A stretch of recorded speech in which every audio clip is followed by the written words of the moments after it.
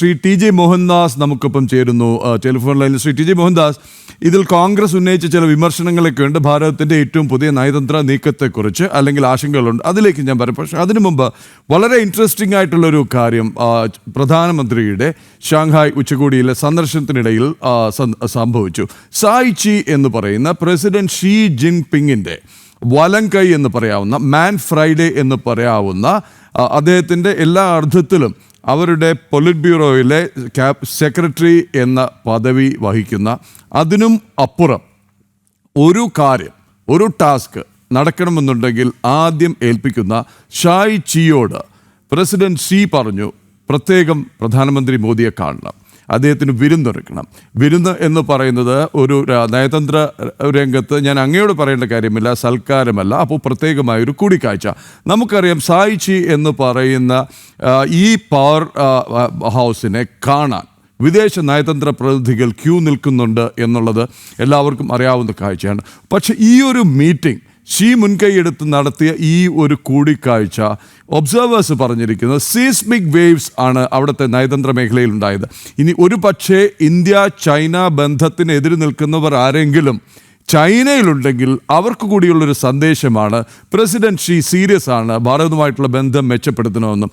ഏറ്റവും രസകരമായ കാര്യം, നമ്മുടെ സ്ക്രീനിൽ ഇപ്പോൾ കാണുന്ന വിഷ്വൽസിൽ, ഈ ദൃശ്യങ്ങളിൽ പുഞ്ചിരിക്കുന്ന ഒരു സായ് ചിയാണ് കാണുന്നത്. അതേപ്പറ്റി പറയുന്നത് ഒരിക്കലും പുഞ്ചിരിക്കാത്ത ഒരാളാണെന്ന്, എളുപ്പത്തിൽ കാണാൻ കിട്ടാത്ത ഒരാളും എന്നാണ്.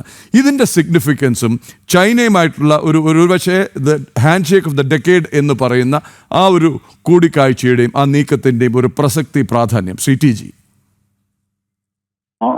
അതിൽ ഒരു പ്രധാനപ്പെട്ട സംഭവമാണ് അത് ചൈനീസ് കമ്മ്യൂണിസ്റ്റ് പാർട്ടിക്ക് കൊടുത്ത ഒരു മെസ്സേജാണ് ഷീ ജിൻപിങ്ങിന്റെ ഭാഗത്ത് നിന്ന്. ഈ ചായ് കി എന്ന് പറയുന്ന മനുഷ്യൻ ഷീ ജിൻപിങ്ങിന്റെ വലങ്കയാണ്, പോളിറ്റ് ബ്യൂറോ മെമ്പറാണ്. അദ്ദേഹമാണ് കാര്യങ്ങൾ തീരുമാനിച്ച് മുന്നോട്ട് കൊണ്ടുപോകുന്നത്, ഷീ ജിൻപിങ്ങിനേക്കാൾ കൂടുതൽ ആക്റ്റീവായിട്ട്. പക്ഷേ ഈ മനുഷ്യൻ ആരെയും കാണാൻ സമ്മതിക്കില്ല, വിദേശത്തു നിന്നുള്ള ആരെയും അദ്ദേഹം കാണില്ല. അംബാസഡർമാരൊക്കെ ഒരുപാട് ട്രൈ ചെയ്തിട്ടുണ്ട്, പക്ഷേ പുള്ളി അതിനൊക്കെ വിസമ്മതിക്കും. ഇത്തവണ ഷീ ജിൻപിങ്ങിന്റെ പ്രത്യേക ആവശ്യപ്രകാരമാണ് മോദിക്ക് ഒരു ബാങ്കറ്റ് കൊടുക്കണം, എന്നിട്ട് സംസാരിക്കണം എന്ന് ആവശ്യപ്പെട്ടു. അതനുസരിച്ച് ചായ്ക്ക് ബാങ്കറ്റ് തയ്യാറാക്കിയെങ്കിലും മോദി അതിന് പോയില്ല. മോദി പറഞ്ഞു, എനിക്ക് ഡിന്നറും ബാങ്കറ്റും ഒന്നും വേണ്ട, നമുക്ക് തമ്മിൽ കാണാം. കാരണം മോദി വലിച്ചുവാരി ഭക്ഷണം കഴിക്കുന്ന ഒരാളല്ല, അദ്ദേഹത്തിന്റെ ആരോഗ്യം അദ്ദേഹം നോക്കണം. അതുകൊണ്ട് ആരെന്ത് പറഞ്ഞു കഴിഞ്ഞാൽ അദ്ദേഹത്തിന് വ്രതമാണെങ്കിൽ ഒരു ഗ്ലാസ് ചൂടുവെള്ളം മാത്രം കുടിക്കും, എത്ര വലിയ ഡിന്നറാണെന്ന് പറഞ്ഞിട്ട്. ആ ചിട്ട അദ്ദേഹം ചൈനയിലും പാലിച്ചു. ഡിന്നറൊന്നും വേണ്ട, നമുക്ക് സംസാരിക്കാൻ പറഞ്ഞു. ഈ സംസാരം നടന്നു എന്നുള്ളത് പോളിറ്റ് ബ്യൂറോയിലെ മറ്റു മെമ്പർമാർക്കും down the line, area secretary, branch secretary, ഇതുപോലെയുള്ള ആളുകൾക്കൊക്കെ പോകും. അപ്പൊ ഇവര് ഈ ഗ്ലോബൽ ടൈംസിലൂടെ ഇടയ്ക്കിടയ്ക്ക് ഭാരതത്തെ ബുദ്ധിമുട്ടിക്കുന്ന ചില വാർത്തകൾ പുറത്തുവിടുക, ഇങ്ങനെ ഒന്ന് ചൊറിഞ്ഞുകൊണ്ടിരിക്കുക, ഇങ്ങനെ സ്വഭാവക്കാരാണ്. ഇടയ്ക്കിടയ്ക്ക് അങ്ങനെ ഗ്ലോബൽ ടൈംസിൽ വാർത്ത വരാറുണ്ട്, ഭാരതത്തെ മോശപ്പെടുത്തി കാണിച്ചുകൊണ്ട്. അങ്ങനത്തെ വാർത്തകൾ ഇനി വേണ്ട, ആ കാലം കഴിഞ്ഞു എന്നുള്ളൊരു മെസ്സേജാണ് ഷീ ജിൻപിങ് കൊടുത്തതായിട്ട് ലോകരാജ്യങ്ങൾ മനസ്സിലാക്കുന്നത്. ഇന്ത്യ സീരിയസ്ലി ഞങ്ങൾ ഫ്രണ്ട്സ് ആവാൻ ശ്രമിച്ചുകൊണ്ടിരിക്കുകയാണ്, ഫ്രണ്ട്സ് ആയിട്ടില്ല ഇപ്പോഴും കേട്ടോ, ഫ്രണ്ട്സായി എല്ലാം ശരിയായി എന്നുള്ള രീതിയല്ല.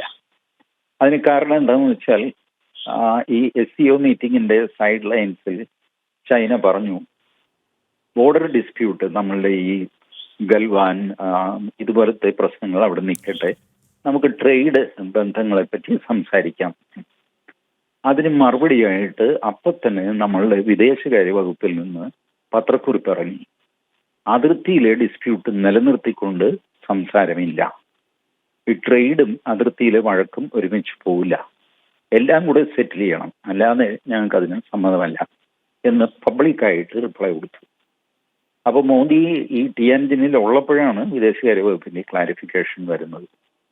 അപ്പോൾ അത്രയ്ക്ക് ടഫായിട്ടാണ് നമ്മൾ ചൈനയുമായിട്ട് നിൽക്കുന്നത്. പലരും വിചാരിക്കുന്നത് അമേരിക്കയെ പേടിച്ചിട്ട് ഓടിപ്പാഞ്ഞ് നമ്മൾ റഷ്യയുടെ വീട്ടിലേക്കും ചൈനയുടെ വീട്ടിലേക്കും ഒക്കെ കയറി. അങ്ങനെയൊന്നുമല്ല.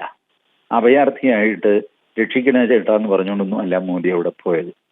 അതൊന്നുകൂടെ ഉറപ്പിക്കുന്ന സംഭവം എന്താണെന്ന് വെച്ചാൽ മോദി ആദ്യം ജപ്പാനിൽ പോയിട്ട് ജപ്പാന്റെ ബദ്ധശത്രുവായ ചൈനയിലേക്ക് പോയി. ചൈനയ്ക്ക് അതൊന്നും ഒരു മെസ്സേജ് ആയിരുന്നു. ഞാൻ ഇങ്ങനെ ഓടിപ്പാഞ്ഞ് അഭയം തേടി വരുന്നവനല്ല, എനിക്ക് സുഹൃത്തുക്കൾ ഇഷ്ടം പോലെയുണ്ട്. അതുകൊണ്ട് ഈക്വൽ ടേംസിൽ കാര്യങ്ങൾ സംസാരിക്കാമെങ്കിൽ മാത്രം നമുക്ക് സംസാരിക്കാം, അതല്ലെങ്കിൽ ചായ കുടിച്ച് പിരിയാം. ഇതായിരുന്നു മെസ്സേജ്. അപ്പൊ അത് സ്വന്തക്കാര് കൂടെ അറിയിക്കണമല്ലോ. ഷീ ജിൻപിങ്ങിനെ പലരും വന്ന് കാണാറുണ്ട്. അവരെയൊക്കെ പാർട്ടി മാനിക്കണമെന്നൊന്നുമില്ല. ഇത്തവണ ഷീ ജിൻപിങ് തീരുമാനിച്ചു പാർട്ടിയും നരേന്ദ്രമോദിയെ മാനിച്ചേ പറ്റുള്ളൂ. നിങ്ങൾ നരേന്ദ്രമോദിയെ പുകഴ്ത്തി ലേഖനമൊന്നും എഴുതണ്ട, പക്ഷേ ഭാരതത്തെ കൊച്ചാക്കിയോ നരേന്ദ്രമോദിയെ പേഴ്സണലി അറ്റാക്ക് ചെയ്തോ ഉള്ള കലാപരിപാടികൾ നിർത്തിവെക്കുക എന്നുള്ള മെസ്സേജാണ് ഈ ചായ്ക്കിയുമായിട്ടുള്ള കൂടിക്കാഴ്ചയിലൂടെ കൊടുത്തത്. ഇവിടെ കോൺഗ്രസ് പ്രതിനിധി ഒരു വിമർശനം ഉന്നയിച്ചു. ഒന്ന്, ആദ്യം നമ്മൾ US-മായി വല്ലാതെ അടുക്കുന്നു, നമ്മൾ US പക്ഷത്താണെന്നുള്ളൊരു സൂചന കൊടുക്കുന്നു. അത് കഴിഞ്ഞ് വളരെ പെട്ടെന്ന് ചൈനയുമായി കൈകോർക്കുന്നു, ചൈനയ്ക്കൊപ്പമാണ് ധാരണ വരുന്നു. ചൈനയെ സൂക്ഷിക്കണം, ചരിത്രം അതാണ് ഓർമ്മിപ്പിക്കുന്നത്, ചൈന ചതിച്ച ചരിത്രമുണ്ട് എന്നുള്ള അങ്ങയുടെ പ്രതികരണം. അതെ, കോൺഗ്രസിന് ഈ സിറ്റുവേഷൻ അറിഞ്ഞുകൂടാഞ്ഞിട്ടാണ്. വളരെ വോളറ്റൈലായിട്ടുള്ളൊരു സിറ്റുവേഷനാണ്. പ്രത്യേകിച്ച് ട്രംപിന്റെ ബിഹേവിയർ കൊണ്ടുണ്ടാകും. രാവിലെ ഒന്ന് പറയും, ഉച്ചയ്ക്ക് വേറൊന്ന് പറയും, വൈകുന്നേരം മൂന്നാമതൊന്ന് പറയും. ഈ അവസ്ഥയിൽ നമ്മൾ എന്ത് ചെയ്യും? 3.5 കൊല്ലം കൂടെ ഈ മനുഷ്യനെ സഹിച്ചല്ലേ പറ്റുള്ളൂ. അമേരിക്കയുടെ പ്രസിഡന്റാണ്, ചില്ലറ കളിയാണ്. 30 ട്രില്യന്റെ എക്കോണമിയാണ് അമേരിക്ക, നമ്മൾ 4 ട്രില്യൺ. അപ്പൊ നമുക്ക് ഈ സ്റ്റീപ്പായിട്ട് നമ്മൾ ടേൺ അടിച്ച് ഇങ്ങനെ ഹെയർപിൻ ബെൻഡ് ഇറങ്ങുമല്ലോ, ഇറങ്ങുകയും കയറുകയൊക്കെ ചെയ്യുമ്പോൾ നമ്മൾ ഒരു ഡയറക്ഷനിലേക്ക് പോകും, ഇമ്മീഡിയറ്റ് തിരികെയുള്ള ഡയറക്ഷനിൽ വരും. അപ്പൊ ഇവർ ചോദിക്കുന്നത്, കുറച്ച് മുമ്പ് മുന്നോട്ട് പോകുന്നു, ഇപ്പൊ പുറകോട്ട് പോകുന്നു, വീണ്ടും മുന്നോട്ട് പോകുന്നു. അങ്ങനെ പോകാൻ പറ്റുള്ളൂ. നമുക്ക് പല ടേൺ അടിക്കേണ്ടി വരും. സിറ്റുവേഷൻ മാറുന്നതനുസരിച്ച് നമുക്ക് മാറിയല്ലേ പറ്റുള്ളൂ. അല്ലാതെ ഇതെന്താ പെർമനന്റ് കല്യാണം കഴിച്ചിരിക്കുകയാണ് നമ്മൾ അമേരിക്കയെ. ഒരു കാരണവശാലും നിന്നെ ഞാൻ ഉപേക്ഷിക്കില്ല എന്നൊക്കെ പറഞ്ഞ് അഗ്നിസാക്ഷിയായിട്ട് കല്യാണം കഴിച്ച ഭാര്യയൊന്നും അല്ലല്ലോ. നമുക്കൊരു ലിവിങ് റിലേഷനാണ് എല്ലാ രാജ്യങ്ങളുമായിട്ടും. നമ്മളുടെ ആവശ്യത്തിന് നമ്മളവരെ ഉപയോഗിക്കും, അവരുടെ ആവശ്യത്തിന് അവർ നമ്മളെ ഉപയോഗിക്കും, ആവശ്യം കഴിഞ്ഞാൽ വലിച്ചെറിയും. ഇതൊക്കെയാണ് ലോകരാഷ്ട്രങ്ങളിടയ്ക്ക് നടക്കുന്നത്. നമ്മളിങ്ങനെ സത്യവാൻ സാവിത്രിയായിട്ട് കഴിയുന്നത് തെറ്റാണ്. അങ്ങനെ കഴിഞ്ഞുകൊണ്ടാണ് നമുക്ക് മുന്നേറാൻ പറ്റാഞ്ഞത്. ഡൈനമിക് ആയിട്ടുള്ള മാറ്റങ്ങൾ ലോകത്ത് വരുമ്പോൾ അത് മാറിക്കൊണ്ടേയിരിക്കും. നാളെ നമ്മൾ അമേരിക്കയുടെ ചേരി സൗത്ത് ആഫ്രിക്കയെ വിളിക്കും, ബ്രസീലിനെ വിളിക്കും, നമുക്ക് തോന്നിയവരെയൊക്കെ നമ്മൾ വിളിക്കും, നെഗോഷിയേറ്റ് ചെയ്യും, നമ്മുടെ കാര്യം നടക്കും.